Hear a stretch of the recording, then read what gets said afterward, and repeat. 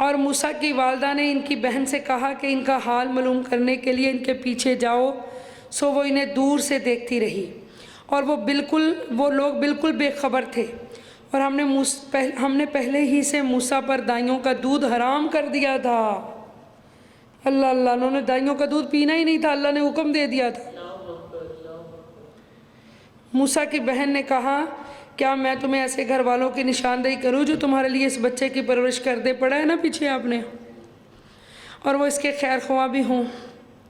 بس ہم نے موسیٰ کو یوں ان کی والدہ کے پاس لوٹا دیا تاکہ ان کی آنکھ ٹھنڈی رہے اور وہ رنجیدہ نہ ہوں، تاکہ وہ یقین سے جان لے کہ اللہ کا وعدہ سچا ہے، لیکن اکثر لوگ نہیں جانتے۔ جس طرح آپ سے اللہ نے وعدہ پورا کیا ہے، اے پڑھنے والے سننے والے، اللہ سارے وعدے اسی طرح سچے کر دکھائے۔ جو مومنوں سے وعدے کیے ہیں جنت کے، وہ ان کو ملے گی، جو صابرین کو وعدے کیے ہیں وہ ان کو ملیں گے، جو شاکرین کو وعدے کیے ہیں وہ ملیں گے۔ جس جنت کا اللہ نے قرآن میں ذکر کیا وہ جنت ملے گی انشاءاللہ، مگر اس کے لیے کوشش ہے، اس کے لیے محنت ہے، اس کے لیے اس دنیا میں اللہ تعالیٰ کا بن کے رہنا ہوگا، اس میں اس دنیا میں اللہ کے رنگ میں رنگنا ہوگا۔ بس ہم نے موسیٰ کو یوں ان کی والدہ کے پاس لوٹا دیا تاکہ ان کی آنکھیں ٹھنڈی رہیں۔ سبحان آیت نمبر 14۔ اور جب موسیٰ اپنی جوانی کو پہنچ گئے اور سن اعتدال پر آ گئے تو ہم نے انہیں حکم نبوت اور علم و دانش سے نوازا، اور ہم نیکوکاروں کو اسی طرح صلہ دیا کرتے ہیں۔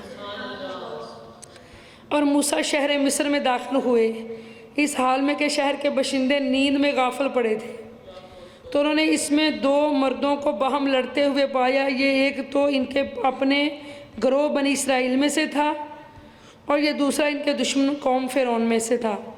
بس اس شخص نے جو انہیں گروہ میں سے تھا آپ سے اس شخص کے خلاف مدد طلب کی۔ جیسے 2 بندے لڑ رہے ہوں تو مدد کے لیے نہیں بندہ پکارتا، ایک تیسرے بندے کو مدد کے لیے بھی ہماری ہیلپ کریں یا ہمیں چھڑوائیں، جو آپ کے دشمنوں میں سے تھا۔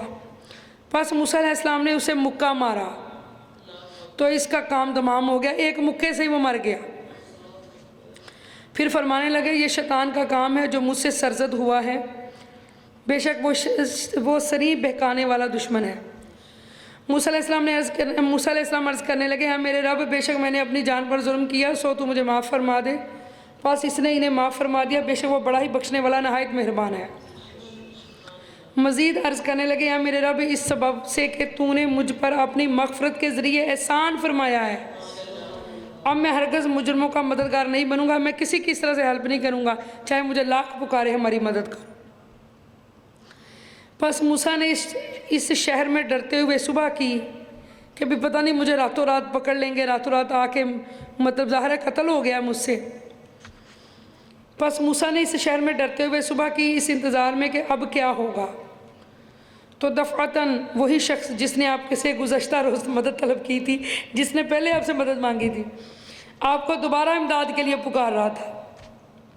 تو موسیٰ نے اس سے کہا بے شک تو سری گمراہ ہے کہ پہلے بھی تو نے مجھے مدد کے لیے پکارا اور مجھ سے بندہ مر گیا، بڑی مشکل سے میں نے اللہ تعالیٰ معافیاں مانگی ہے، بڑی اللہ تعالیٰ نے مجھے معاف کیا ہے، شکر ہے اللہ کا۔